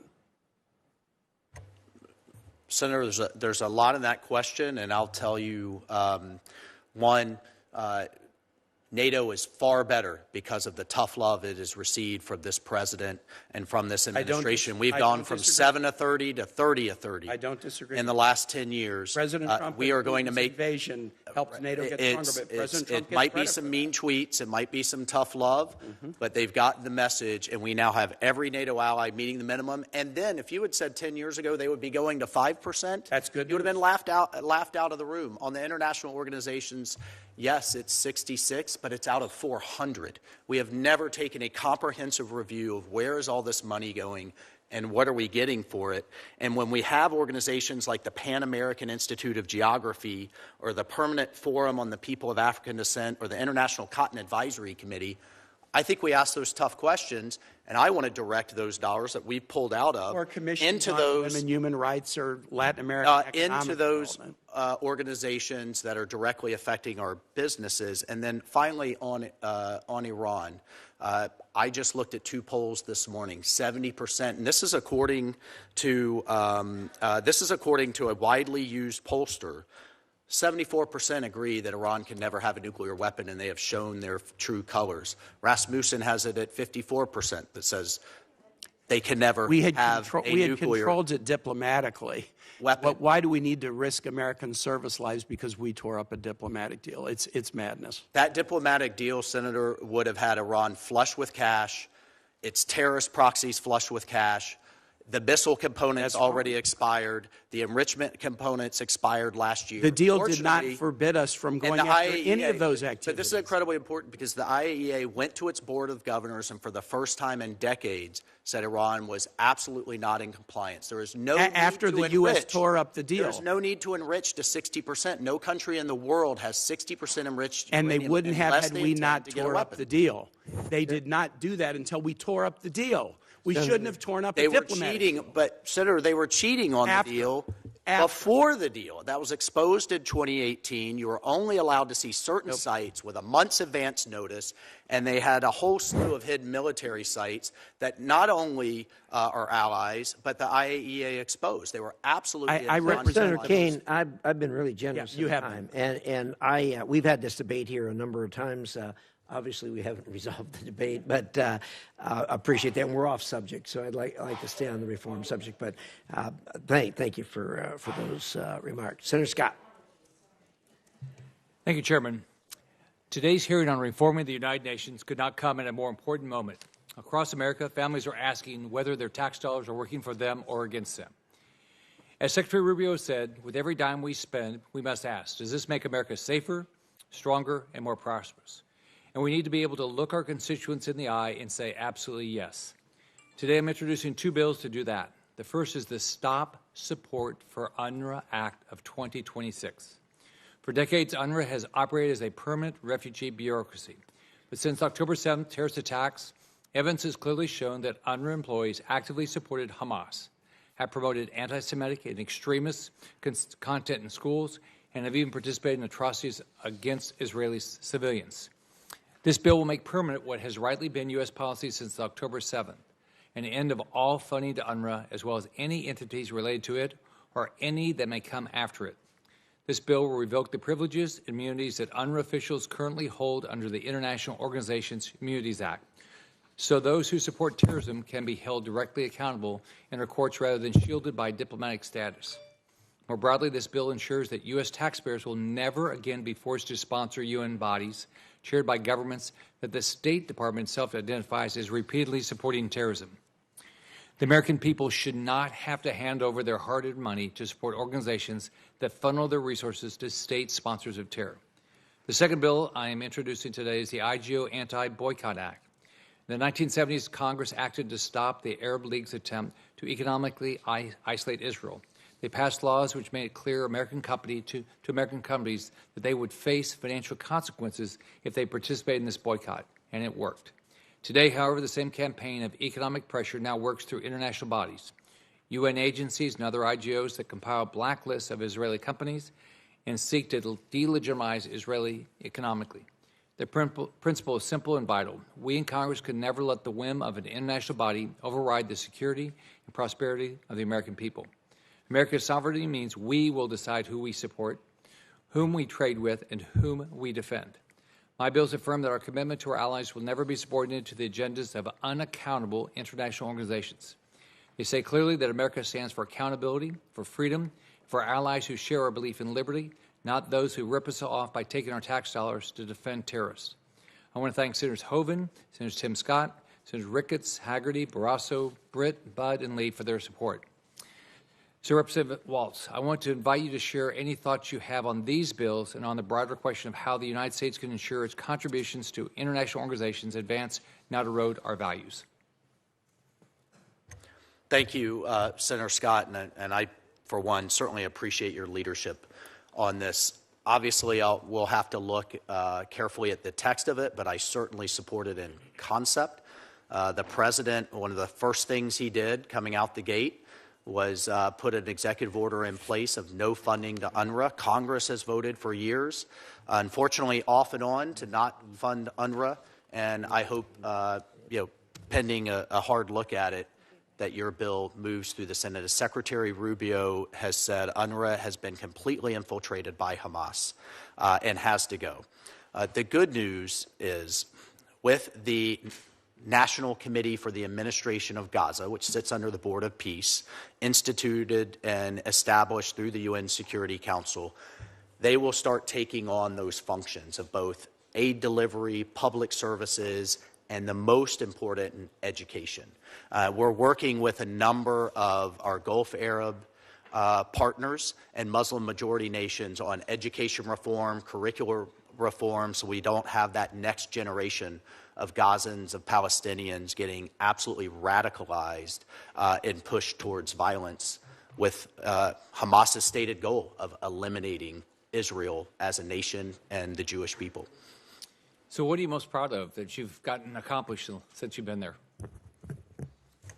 Well, I'll tell you, getting the President's 20-point peace plan stamped into international law, seeing the entire world, including many of our European partners, stand with him, celebrate the plan in Sharm el-Sheikh, then getting that through the Council 13-0. As I told the Council members, you had two choices. You have Hamas continuing to rule Gaza, you had the IDF in terms of occupation of Gaza, or let's work together and try this new path. And I have to tell you, too, seeing those hostages come out, having their families come and visit Jeff and I and hug us when they never thought, I don't think anybody thought we'd see every single living and deceased hostage come out of those tunnels. It was, and I think the President, his team, Special Envoys Witkoff, Jared Kushner, the Secretary, deserve enormous credit from history for saving those lives. There is not a single hostage in those tunnels for the first time in a decade, and that's something that I would hope we could all celebrate. All right. Thank both of you for your hard work. Thank you, Senator. Senator Van Hollen. Thank you, Mr. Chairman. Welcome, both of you. Mr. Ambassador, your response to the senator with respect to UNRWA is completely inconsistent with U.S. intelligence community reports. So I would urge you to review those reports. I know that sometimes some in this administration don't pay attention to them, but I would urge you to do that. We can agree that the UN would benefit from reform. I hope you will also agree that we should work collectively to uphold international law, including international humanitarian law and the Geneva Convention, all of which the United States helped shape in the aftermath of World War II. Would you agree with me on that? Absolutely, Senator, of course. Good. Now, we need to enforce that, and when you were a member of the House, you said that President Biden needed to make clear that, quote, Putin is an absolute war criminal, unquote. Do you stand by your statement that Putin was an absolute war criminal? I'll tell you, Senator, statements I made as a member of Congress, very different than what I make now as an ambassador to the UN, working for President Trump and representing the United States. So are you retracting? So I support President Trump in everything he is doing in trying to end this awful conflict. I just find it very interesting, Mr. Ambassador, that you called upon the former President, Biden, in no uncertain terms, to condemn Putin as a war criminal, and you won't call upon President Trump to do the same thing. As you know, he has refused to do what you called upon President Biden to do. Let me move on. As you know, Senator, it's quite difficult to mediate the end of the war if you take such maximalist approaches. And now being a diplomat and a mediator and fulfilling his goals, working for him and his agenda, is very different than when you're elected a senator or a congressman. It's interesting, though. I have to say, Mr. Ambassador, it was a simple question. I guess you're not asking this president to do what you asked the last president to do. Would you agree that we should enforce that there be consequences for war crimes? And let me ask you a different way. Would you agree it would be a violation of international law to blow up a bunch of civilian infrastructure in Iran because Iran did not agree to open the Strait of Hormuz? That would be a violation of international humanitarian law if we actually did that. Actually, that is incorrect. We have a long history. We could look at video after video of the bridges that we bombed in World War II and Vietnam and conflict after conflict, power plants in Serbia under the Clinton Mr. Ambassador, this was not my question. This is particularly a regime my question was, that has dual use. I'm going to have military with civilian uses. Mr. Ambassador, that was not my question. President Trump threatened to hit civilian infrastructure if Iran did not open the Strait of Hormuz. We all know international law. We know there are some exceptions to the general rule that you shouldn't hit civilian infrastructure. The enemy is occupying it. But my question was different. You don't think it's a violation of international law to blow up a bunch of civilian infrastructure because the government of Iran refused to open the Strait of Hormuz? You don't think that would be a violation? I think President Trump, the American people... Do you think that would be a violation of international law? I think they expect him to use every bit of leverage that he has. I'm asking you if you have military units using bridges to go down to the Straits of Hormuz to attack international shipping and launch missiles into resorts and airports and ports across the strait, then that's absolutely a valid Mr. Ambassador, essentially what and I got to tell you, as a veteran who had to pull these triggers, I think the president's absolutely in the right. I know you all like to talk rather than answer questions, but let me ask you this. Your testimony is that if you have an authoritarian regime anywhere in the world, that because they're an authoritarian regime, if they don't obey the U.S. demands, you can wipe out their civilian infrastructure. Let me ask you this. Would it be a violation of the international law to destroy a civilization? Would that be a violation of international humanitarian law? I think what you're talking about, Senator, is a mean tweet that got with a regime that's genocidal, chants death to America, and you're going to talk about some tough language that actually the result of it was diplomacy. Well, the result of it was the highest meeting in the history of the United States and the Iranian regime, was a return to the ceasefire. So, once again, we're focused on what he says. And maybe we should return to the time when the Strait of Hormuz was open before we started the war that closed the Strait of Hormuz and got a more radical and more extremist One could only imagine what they would do with a nuclear weapon. Let me just ask you this. I'm going to submit some questions for the record on Sudan, but I do have one simple question. Did you see that Secretary Rubio had confirmed in earlier testimony that the RSF was committing genocide in Sudan? I did not see that, but we have a number of actions in the UN Security Council sanctioning the leadership of the RSF. Do you agree that our partner, the UAE, should not be sending weapons to the RSF, which the U.S. government has concluded is committing genocide? Do you think they should stop that? I would submit there are outside entities providing weapons and funding to both sides of that conflict. Special advisor, or senior advisor Boulos has led the effort to pull the Quad countries together. And we are getting incredibly close to at least having humanitarian corridors to provide life-saving aid, which the UN will take a leading role in. If that happens, we then want to move that through the Security Council, which would be not nearly enough progress, but would certainly be a better situation than we're in now.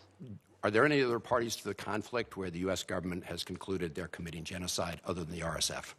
Not to my knowledge. Okay. So I would think that given those facts as established by our own government, that we should get the UAE to stop sending weapons to the RSF. Would you agree? I would agree that we should get all sides to stop sending weapons into that conflict. Thank you. Thank you. Thank you, Mr. Chairman. Thank you. Thank you. Senator Barrasso is up next.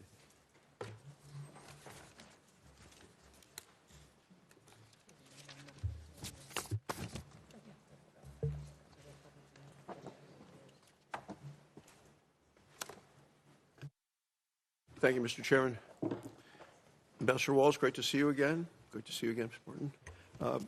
Thank you, I sir. want to talk about something that's going on. About a week ago, the UN's Economic and Social Council held elections. They elected some of the world's most notorious human rights abusers to roles on the committees that are charged with protecting human rights and civil society.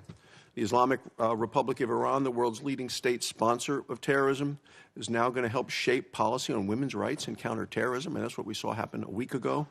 China, Cuba, Nicaragua is going to decide which human rights groups receive accreditation at the United Nations. And the United States, you're the only member to object.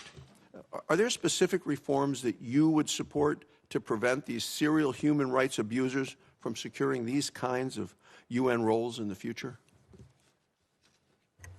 Thank you for the question, Senator. And it's one of the constant evaluations that we're having. Are some of these organizations just so unredeemable that it's not worth another dollar of hard-earned taxpayer dollars of good money after bad, like the Human Rights Council, that opens nearly every one of its meetings condemning Israel, that has these so-called special rapporteurs, these experts that have a boycott list of American companies doing business there. And why this is so insidious is then they take these lists to these international organizations like the ICC and the International Court of Justice and try to debank them.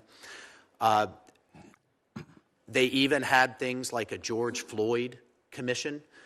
So you have these serial human rights abusers staffing committees to come pass judgment on our judicial system. So in that case, the president made the determination, we'll walk away. In other cases, we're getting in there and blocking and tackling. The situation with Iran that you just mentioned is incredibly unfortunate, especially that we had a number of European allies support the nomination, which was outrageous. But the United States stood and fought it, and we actually supported other candidates for other organizations like the Commission on the Status of Women to ensure Iran, which serially abuses women, killed the young girl Mahsa Amini for daring to not wear a hijab. We were able to support other candidates and defeat them. So in some, we're going to fight, block, and tackle and win. We don't win them all. And some, it's just not worth it. We're going to walk away. Wanted to move on to climate agreements in the United Nations. I think President Trump did exactly the right thing. One of the first acts of the administration was to restore fiscal sanity and energy reality. And he officially ended our participation in the Paris Climate Agreement. We stopped a dangerous practice. We're no longer subsidizing our competitors' economies while we're hampering our own. On January 7th, the president went even further, directing our withdrawal from several international organizations. So we're no longer going to be the world's ATM machine for their radical climate policy. So how can the U.S. ensure that future agreements with the UN actually strengthen our energy policy and national security instead of what the UN seems to want to do is undermine us? Well, case in point, regardless of where you are on the debate of climate on either side of the aisle, I would hope we would all agree we don't need 7 UN agencies that, with their own headquarters, staff, executive boards, focused on the climate issue. We were very proud in the month that the United States was president of the Security Council to have Secretary of Energy Chris Wright there to preside over the council and talk to the world on that stage about energy addition, not transition. With the demands of AI, both he has said, I have said, we can't win the AI race on wind and solar. It's just physically impossible. We can't, when we look at where Ambassador Bartos just visited in places in Africa, they just need to eat. And in fact, because of these ridiculous policies pushed by the UN, these people are dependent on burning wood because these renewables don't work, don't provide enough energy, and because they've been dissuaded from using things like coal and clean gas.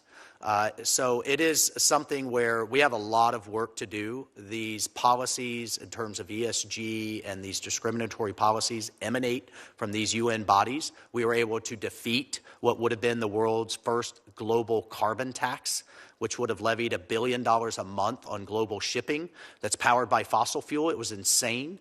And so, again, some you walk away, some you fight and win. But rest assured, you have fighters here. I was going to turn to the other fighter, Ambassador Bardo, specifically with the status of China's being a developing nation. And, the world's second largest economy, second largest contributor to the UN. In September, they announced that they would no longer be seeking special treatment given the developing countries in the World Trade Organization agreements. But how can the U.S. use China's World Trade Organization announcement to instigate a change of their designation from being a developing country? Because clearly they're not. Thank you for the question, Senator. It's great to see you.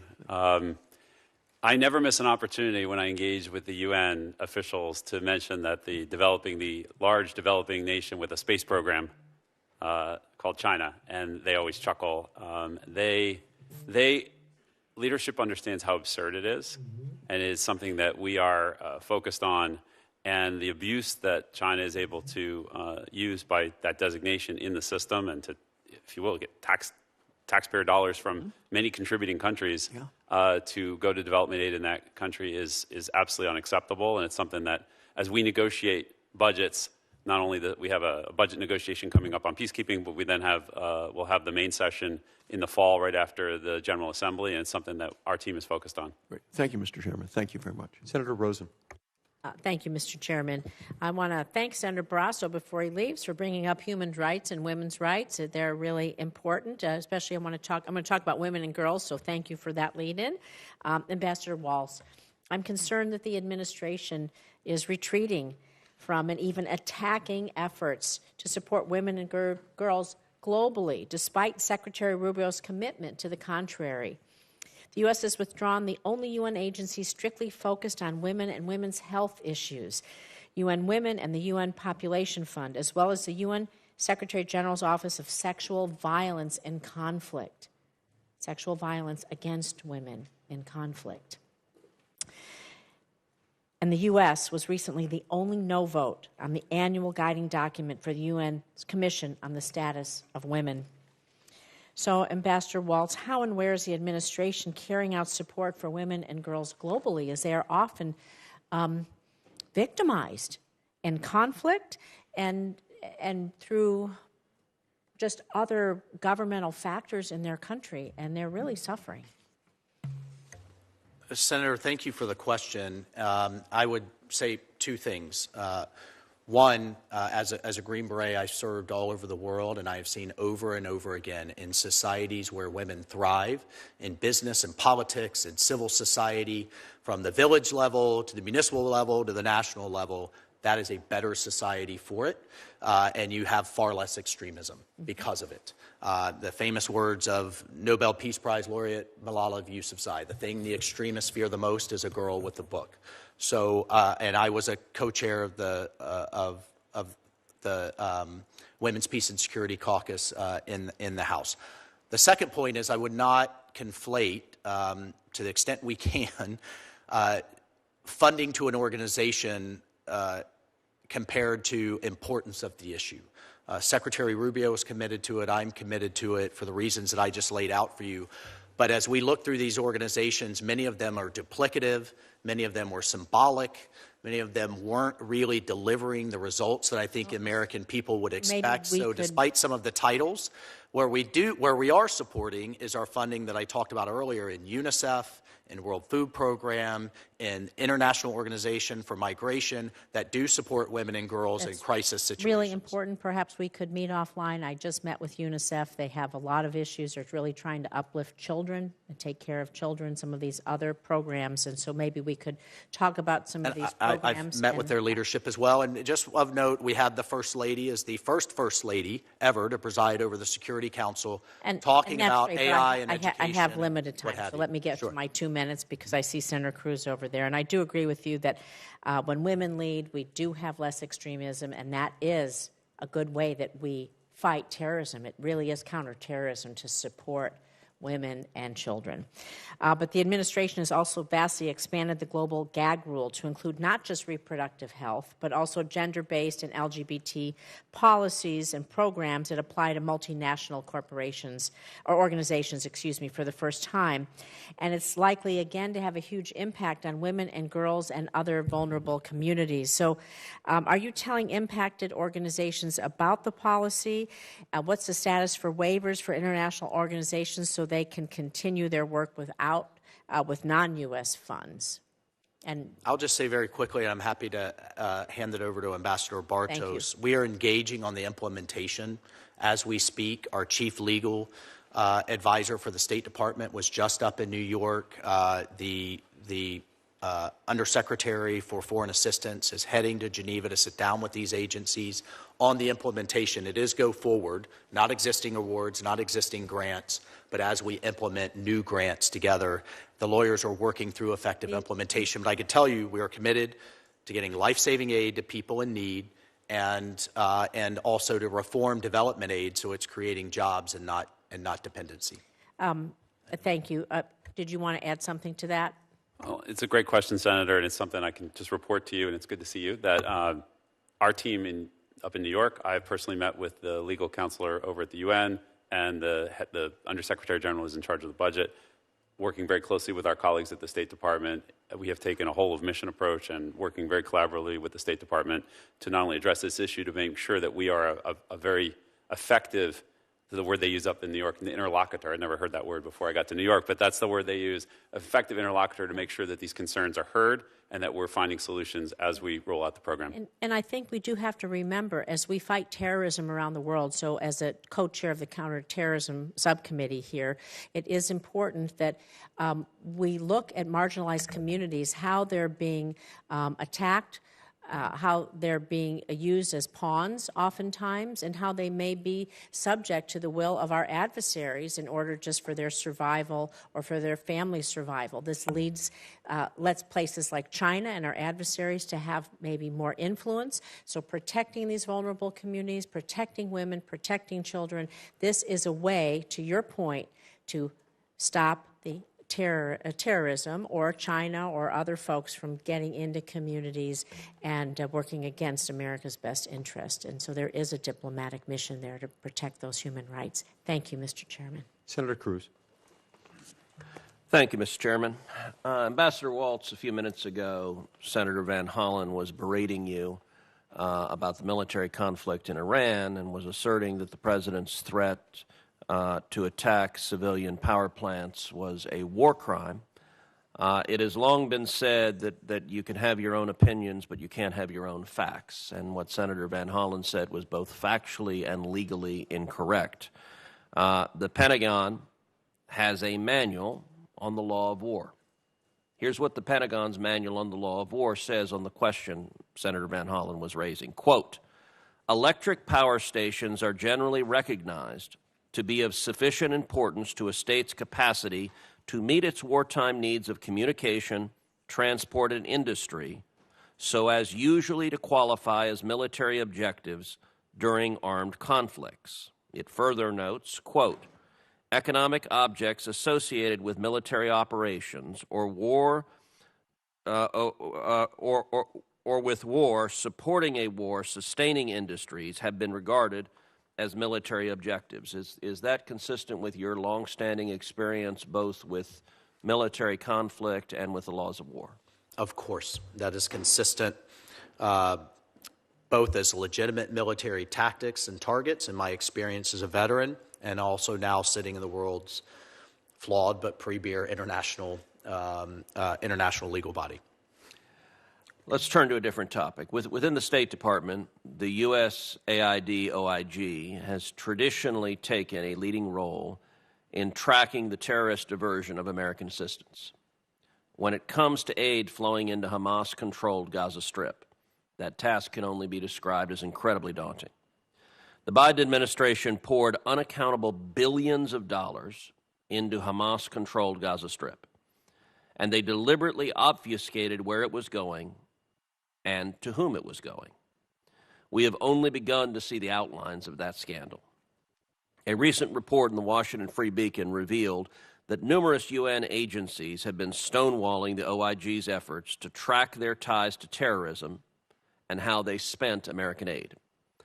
They are even refusing to disclose whether they used American money to directly pay the salaries of Hamas terrorists.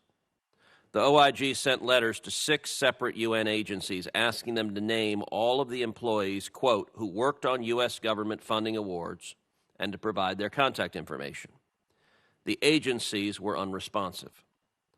How concerned are you about these dynamics, and what should we be doing about them?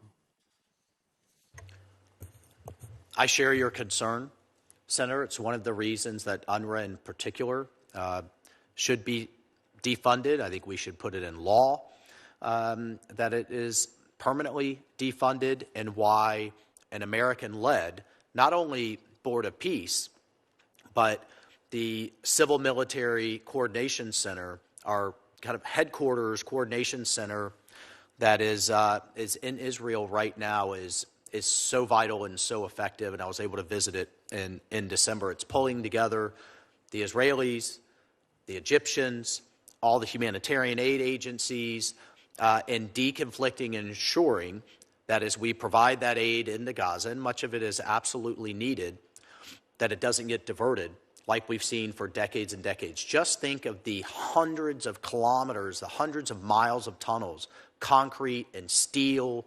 These things were, they had factories underground. They had just used those to improve the lives of their people. One could only imagine. So it's one of the reasons, amongst many, Hamas has to go. And it's one of the reasons that this structure that we've set up under American leadership, from the International Stabilization Force to this Civil Military Coordination Center, I think is the best chance we've had, perhaps ever, to finally resolve this conflict. All right, one final topic. Sure. As you have said, and I believe this view is widely shared on the committee, China poses the greatest geopolitical threat to the United States over the long term. That threat is global, it is systematic, and it includes a sustained effort by the Chinese Communist Party to shape and in many cases dominate international organizations. China has taken over international organizations, made them unaccountable, and used them to advance Chinese interest against the United States and our allies. This pattern has been repeated over and over again across dozens of international organizations. Can you speak more broadly about China's systemic effort to shape international organizations, and what specific steps are we taking to counteract the Chinese Communist Party's efforts to do so? I think the biggest near-term step we should and are doing is to make sure we have American or like-minded allies in some of those key international organizations that most Americans have never heard of, but absolutely affect their everyday lives. Again, whether it is governing AI, governing intellectual property, governing how we export our crops and where they go, kind of the world's FDA, for lack of a better term. We have to have American leadership there. We are aggressively running qualified people. To the extent we can't have an American, we have like-minded individuals like the Singaporean businessman that now runs WIPO, where we hope to focus going forward, and where China is incredibly active, is literally funding interns and junior officers into these organizations and then kind of growing them up from within. And of course, with that comes then the demand that the organization uses DeepSeek or uses Huawei. We've seen this pattern, whether it's airports in Africa or organizations that govern our daily lives in the global economy. But I can assure you, we are in there. They are the second largest funder, but we are the largest. We establish these organizations, and we have to get in there and lead. Thank you.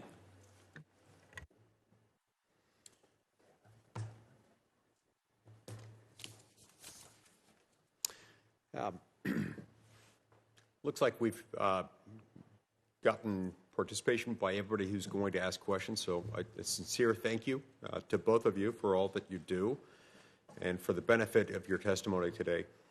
For the information of our members, the record for this hearing will remain open, until the close of business tomorrow, the 16th of April. We ask the witnesses to respond as promptly as possible. Your responses will also be made part of the record for this hearing. With the thanks of the committee and its members, the hearing now stands adjourned.